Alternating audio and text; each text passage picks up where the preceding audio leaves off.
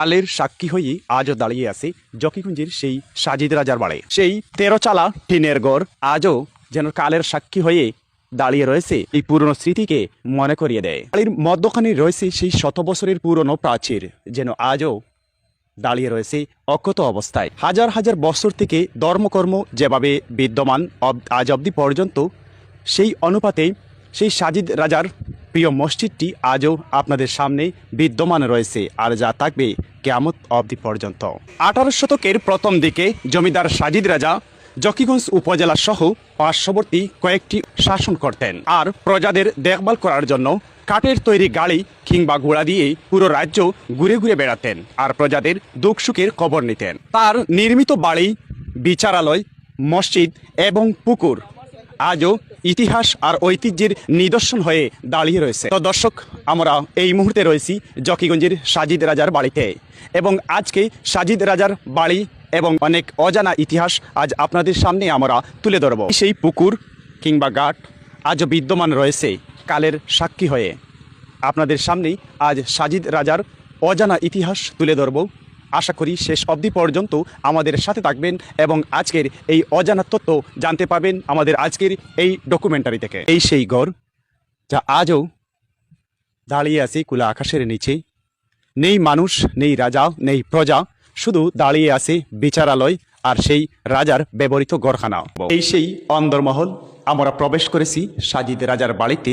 তিনির যে অন্দরমহল ছিল, সেই অন্দরমহলে এই মুহূর্তে আমরা প্রবেশ করেছি এবং এখানকার অবস্থা আপনাদের সামনে তুলে ধরব। যদিও দীর্ঘ সময় কিংবা শত বছর পর এটি কালের আবর্তনে নষ্ট হয়ে গেছে, তারপরও বংশানুক্রমে যারা এই বাড়িতে ছিলেন তার উত্তরাধিকার, তারাই এই বাড়িটি বর্তমানে মেরামত করে দর্শনার্থীদেরকে দেখার উপযোগী করে দিয়েছেন। যদিও সেটি খসে গিয়েছিল, তবুও এখন সেই পুরনো স্মৃতিকে ধরে রাখতে এখনও পর্যন্ত সেই পুরনো যে ফুলের তুলা কিংবা অনেক প্রকার বাতি জ্বালানো হয় রাজা বাদশাহের ঘরে, সেই স্মৃতির সেই নিদর্শনগুলা এখনও পর্যন্ত রয়েছে বিদ্যমান।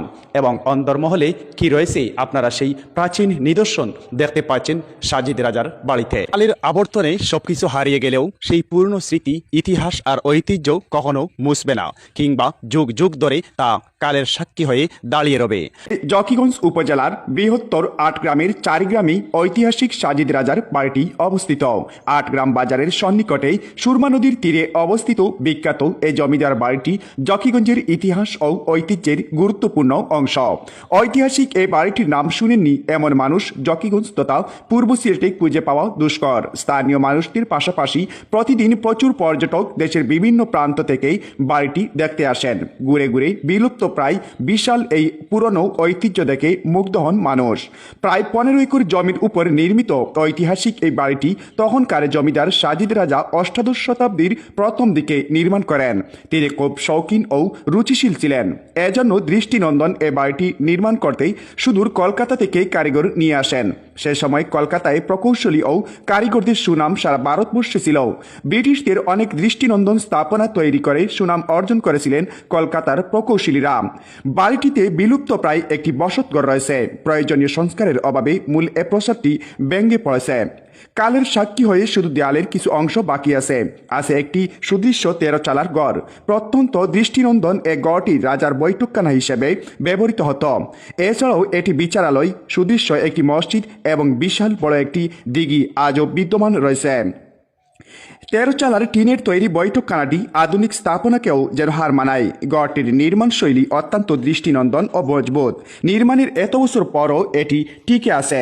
এর নির্মাণ শৈলী ও স্বতন্ত্র গঠন বৈচিত্র্য দেখলেই অনুমান করা যায় একদল প্রশিক্ষিত ও পেশাদার নির্মাণ শিল্পীর দীর্ঘদিনের অক্লান্ত পরিশ্রম ও মেধার সংমিশ্রণে এটি তৈরি করা হয়েছে। শোনা যায় গড়টি তৈরি করতে তৎকালীন সময়ে প্রায় 13,000 টাকা খরচ হয়েছিল। স্থানীয়ভাবে সহজলভ্য উপকরণ দিয়ে গড়টি নির্মিত। বৈঠকখানায় টিনের চাল, দরজা, জানালা, এমনকি ঘরের বেড়ায় শিল্পের ছোঁয়া পাওয়া যায়। ঘরের খুঁটি ও ছাদ কাঠের তৈরি, তবে মেঝে পাকা করা। এক কক্ষ বিশিষ্ট এই ঘরটি রাজার বৈঠকখানা হিসেবে ব্যবহৃত হতো। সামনের সুদৃশ্য বারান্দা, সিঁড়ি ও কাঠের তৈরি দৃষ্টিনন্দন পিলার ঘরটির সৌন্দর্য বহুগুণ বাড়িয়ে দিয়েছে। ধর্মপ্রাণ সাজিদ রাজা নিজের ও প্রজাদের নামাজ পড়ার সুবিধার্থে বাড়ির সামনে নির্মাণ করেন সুদৃশ্য মসজিদ। বড় বড় পিলার ও গম্বুজের তৈরি মসজিদটি 1740 খ্রিস্টাব্দে তৈরি করা হয়। মসজিদের মূল স্থাপনাটি একটি উঁচু ভিত্তির উপর প্রতিষ্ঠিত হওয়ায় মুসল্লিদের উঠানামার জন্য তৈরি করা হয় সুদৃশ্য ও মজবুত সিঁড়ি। মসজিদটি এখনও ব্যবহারের উপযোগী। এলাকার মানুষ প্রতিদিন এখানে নামাজ আদায় করতে আসেন। সাজিদ রাজার জন্ম জৈন্তিয়া রাজবাড়িতে। তিনি ছিলেন জৈন্তার ইসন রাজার পুত্র। সুনামগঞ্জের হাসন রাজা ছিলেন তার ভাইরা।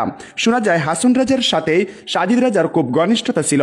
এজন্য বেশ কয়েকবার তিনি সাজিদ রাজার বাড়িতে বেড়াতে আসেন। বৈঠকখানায় নিয়মিত গানের আসরও জমাতেন।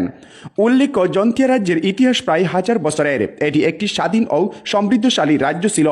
উত্তর পূর্ব সিলেটের জৈন্তা, গোয়েনঘাট, কানাইঘাট উপজেলা এবং কোম্পানিগঞ্জ উপজেলার একটি অংশ নিয়ে রাজ্যটি বিস্তৃত ছিল। এছাড়া জৈন্তিয়া পাহাড় ও ভারতের আসাম রাজ্যের নওগাঁ জেলার একটা অংশ এর অন্তর্ভুক্ত ছিল। প্রাচীন জৈন্তিয়া রাজ্যের রাজধানী ছিল কাশিয়া জৈন্তিয়া পাহাড়ের নর্থিয়াং নামক স্থানে। তবে 1680 সালে রাজধানীর বর্তমানে জৈন্তিয়া উপজেলা সদরের নিজপাট নামক স্থানে স্থানান্তরিত হয়। সাজিদ রাজার জমিদারি ছিল চারপাশে 15 বর্গ কিলোমিটার পর্যন্ত বিস্তৃত। জকিগঞ্জের বেশিরভাগ এলাকা তার শাসনাধীন ছিল। এছাড়া কানাইঘাটের একটি অংশ অন্তর্ভুক্ত ছিল।